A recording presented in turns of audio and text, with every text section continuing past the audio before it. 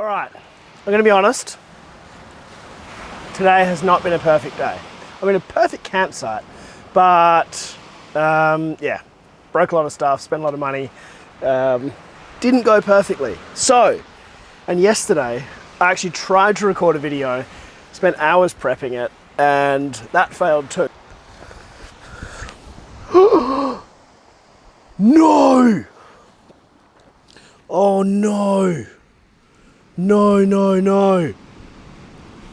So, I am on a mission to nail this dish. Now, I've never cooked this dish before.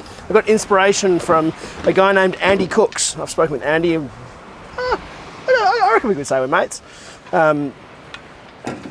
He is gigantic on TikTok, on Instagram, YouTube, everything. He's an absolute beast. He's a professional chef. Definitely recommend you go and check him out.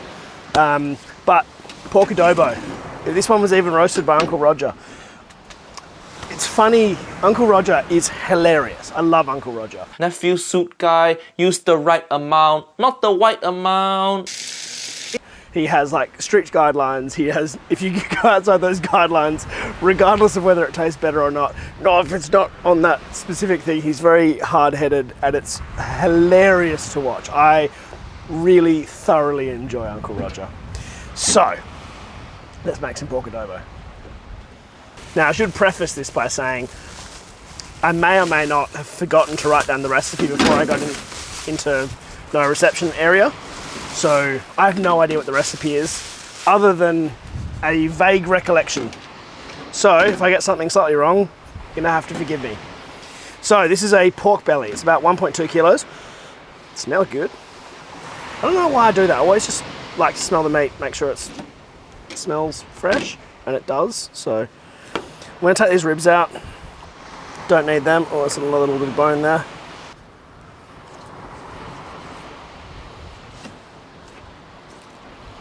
I'm using the petty knife for this because it's very precise. This is the model is the petty knife from Osprey. The style of knife is a paring knife. Actually, Fred, sit, stay. I never give Fred meal from the plate. Always has to go into his bowl. It's got a few bones in there, but that's fine because they're not cooked. Stay.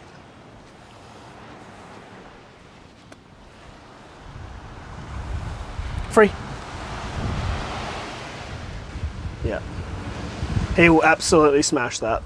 He will take his time, but he'll absolutely destroy that. So, now what I want to do is you leave your skin on, and we're going to cut this into probably, I don't know, like 1-inch sort of slits. So I'm not going to go all the way through now. Hold it together for a little bit.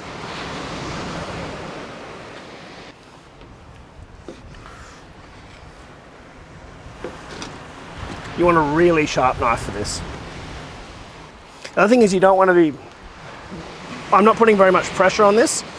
You don't want to be squishing the pork out as you cut, hence the sharp knife thing.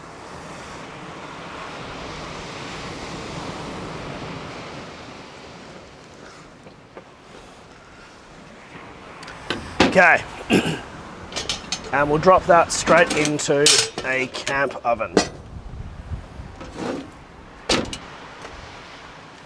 Now this is from memory, so bear with me. I'm gonna say 4 tablespoons of soy. It's about that.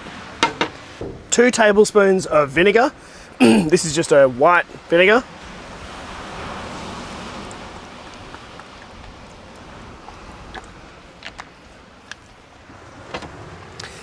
And then 2 more tablespoons of a dark soy.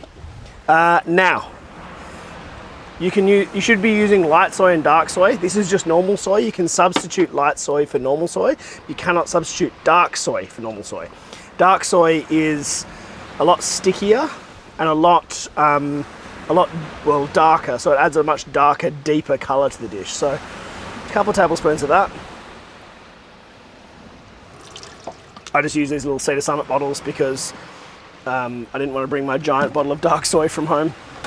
And then two teaspoons of sugar. hopefully this is correct. See if it tastes good at the end.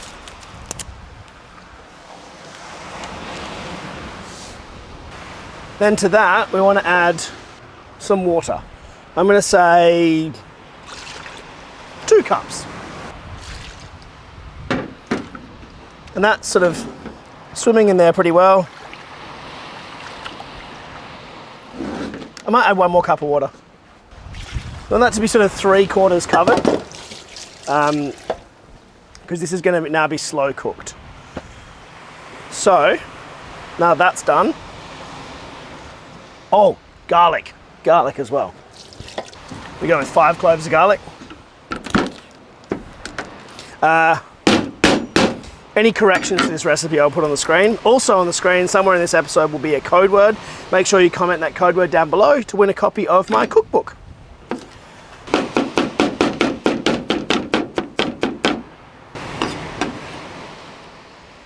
It doesn't have to be super fine. Chuck that in there. Quick stir. Looks good to me. It smells great. Oh, it smells so good actually. Let's go put it on the fire. Want this on kind of a medium heat, so I'll just arrange this a little bit. Make the middle a medium. This bit here with just like a few coals. It's going to cook for about probably an hour and a half. But we'll check it every 20 minutes. All right, let's have a quick look at this is going. It's been about 45 minutes. All right, that is getting pretty low in liquid. Hold on, that's pretty low. If I have a feel of it, it doesn't feel quite soft enough. It's sort of, you want it somewhere between like tough pork and like pulled pork. So I've probably added about another 1.5 cups there, and we'll boil that down as well. You definitely don't want it to be like falling apart in pulled pork. You want some rigidity to it, but you don't want it to be, you don't want it to be tough. So I've got a little bit of rinsed rice here. I'm actually using sushi rice. This is a Filipino dish, but it's the rice I had and I'm camping. If you don't know how to make rice, you rinse it and then you add 1 part rice to 1.5 parts water. So I'm using 1 cup of rice to 1.5 cups of water. Put it in a pot and leave it until it looks like rice and tastes like rice. It's pretty simple. It takes about 12 to 15 minutes, depending on the heat. Oh, and you put it in cold. You don't put it into hot water. Yeah. How's this looking, actually? So it's getting there. I reckon that's probably got... I'll show you the consistency afterwards that we're aiming for. That's probably got about 10, 15 minutes to go, so it's perfect for the rice. It's looking really good, actually. Now, how much water you put in and how much you have to add throughout it, I added an extra probably 300 or 400 mils throughout this, as well as the one I showed you. So all up, I probably added 1 litre of water. How much you add is directly proportionate to how well your camp oven seals. Now, my camp oven's a few years old. It's probably slightly warped.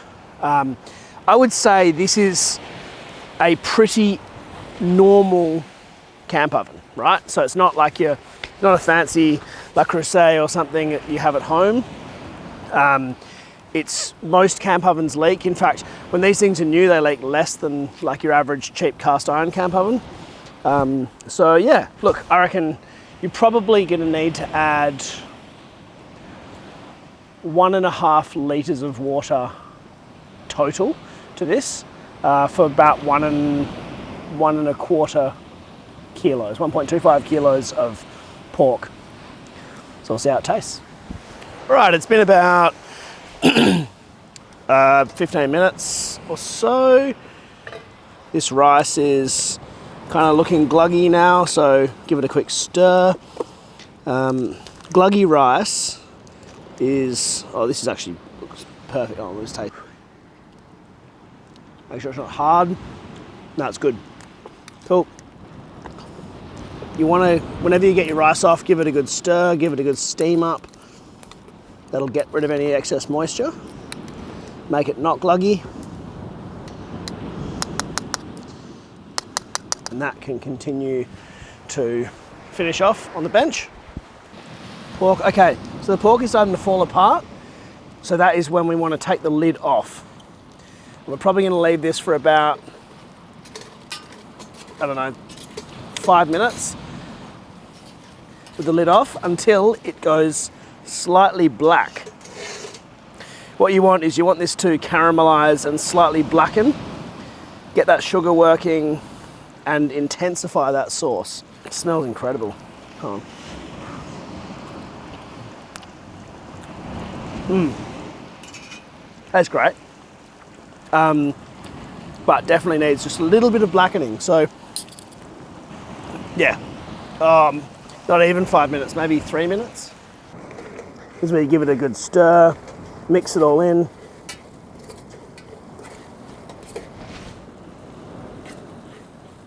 And yes, your camp oven will be a bit of a pain in the ass to clean after this. Sorry. Not the end of the world, just like leave some water in it for a bit. Start this off with some, quickly cut up some spring onion. Look, you don't have to have spring onion, but it is really good. I know it's really annoying to carry. I actually only carry, what I do is I buy some spring onion, break a whole bunch off, give the rest of it to friends or family, or just leave it in my fridge at home, take it away for the weekend, but I only bring like as much as I need, really. I don't know why I was cutting so slow.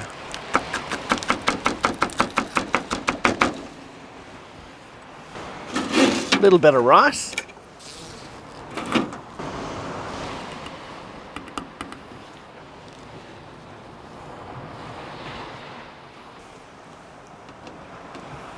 I wish I had chopsticks here, actually.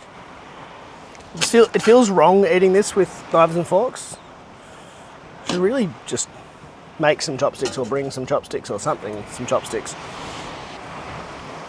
I am even going to get fancy because this is probably going to go in my next cookbook. Wipe the edges.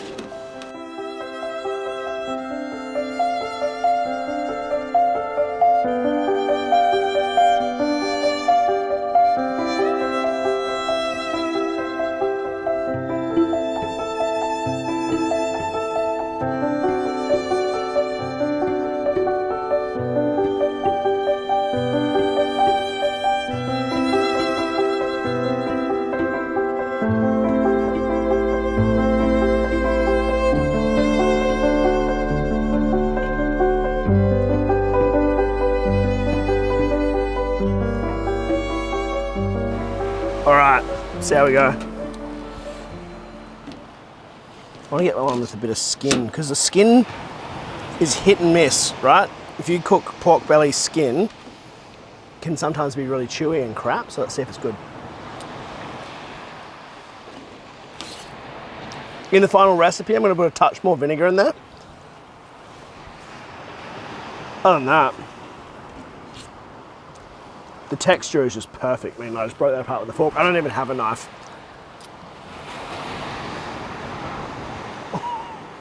Yeah. That's an absolute winner. Short prep time, relatively long cook time, which is a good one for if you want to just sit around and do nothing for a while.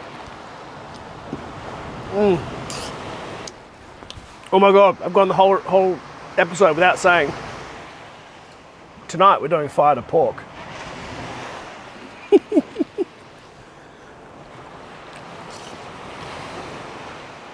Fire to pork.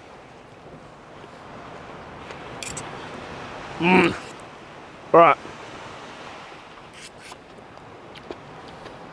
I'm gonna nail this. See you next one. Whoa. Nearly forgot. It goes excellently with beer. Wow, that's really good with beer.